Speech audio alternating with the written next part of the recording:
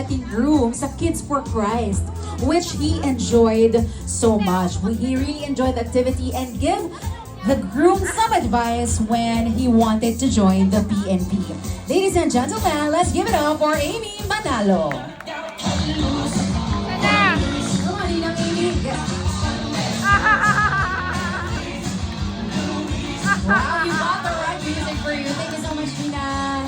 Up next, ladies and gentlemen, bukod sa papa ng ating groom na naging inspirasyon niya para maging isang pulis, isa din dito sa kanyang closest pinsan ng kanyang papa na naging inspirasyon niya to join PNP. Ladies and gentlemen, a big hand for Ninong Joel Rosales.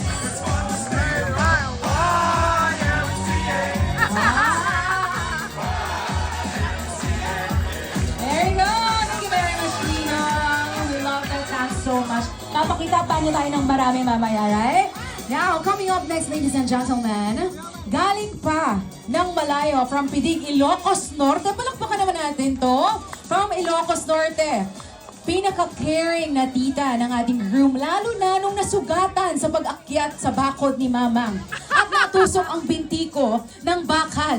What a backstory. Ladies and gentlemen, let's welcome Ninang Lynn Ricaforte Avelia.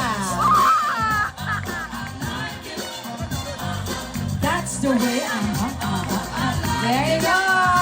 Thank you very much, Ninang. And of course, the last but not the least, ang pinakagalante. Pili ko kaya nasa huli to kasi pinakagalante mong tita na nasa Italy. Hindi naman makakadalo. Andiyan naman ang proxy na pangalan niyang anak na si Angelica Rico.